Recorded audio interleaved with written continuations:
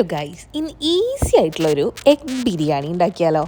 Cooker എടുത്ത് കുറച്ച് നെയ്യും വെളിച്ചെണ്ണയും കൂടെ ഒഴിച്ചിട്ട് അതിനകത്തേക്ക് നല്ല സ്ലൈസായി കട്ട് ചെയ്തിട്ടുള്ള ഓനിയൻ ആഡ് ചെയ്ത് കൊടുക്കുക.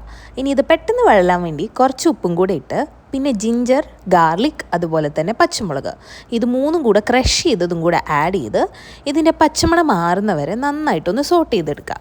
ഇനി പൊടികളായിട്ടുള്ള മഞ്ഞൾപ്പൊടി, കാശ്മീരി ചില്ലി ആൻഡ് ഗരം മസാല, പിന്നെ പെരിഞ്ജീരകം, ഇത്രയും മാത്രമാണ് ഇതിനകത്തേക്ക് വേണ്ട മസാല. ഓവർ മസാല കുത്തൊന്നും ഇല്ലാത്ത ഒരു ബിരിയാണിയാണ് ഇത്. ആ മസാലയൊക്കെ നന്നായിട്ട് പിടിച്ച് ഇങ്ങനെ എണ്ണ തെളിഞ്ഞ് വരുമ്പോൾ തക്കാളിയും അതേപോലെ ഒരു വലിയ സ്പൂണോളം തൈരും കൂടെ ആഡ് ചെയ്ത് അതൊന്ന് ഉടഞ്ഞ് പാകമാക്കി വരണം. ഇനി ഇത് പാകമായി വന്നാൽ അതിൻ്റെ അകത്തേക്ക് കുറച്ച് കറിവേപ്പിലയും അതേപോലെ തന്നെ മല്ലിയിലയും കൂടെ തൂവി കൊടുക്കുക. ഇനി ഇത് നന്നായിട്ടൊന്ന് മിക്സ് ചെയ്തെടുക്കുക. ഞാനിവിടെ എടുക്കുന്നത് 3 ഗ്ലാസോളം ജീരകശാല റൈസാണ്. അത് നന്നായിട്ട് കഴുകി കുതിർത്തിയതിന് ശേഷം നമ്മളിതേ വെള്ളമൊക്കെ വാർത്ത് ഇതിനകത്തേക്ക് ആഡ് ചെയ്ത് കൊടുക്കുകയാണ്.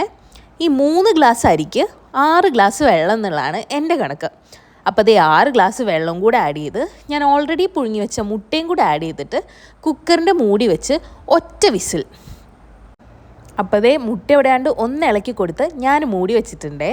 ഇനി നമുക്ക് വിസിൽ വരണം, ഒറ്റ വിസിലാണേ. അപ്പോൾ അതേ നമ്മുടെ സൂപ്പർ ബിരിയാണി റെഡി ആയിട്ടുണ്ട്. ഇനി ഉടഞ്ഞു പോകാതെ ചെറുതായി ഒന്ന് ഇടക്കി ഇട്ട് കൊടുത്തിട്ട് ചൂട് മാറട്ടെ കേട്ടോ. കൂടെ തന്നെ ഒരു ചിക്കൻ ഫ്രൈ റെസിപ്പി കൂടെ ഉണ്ട്, താഴെ ടാഗ് ചെയ്യാവേ.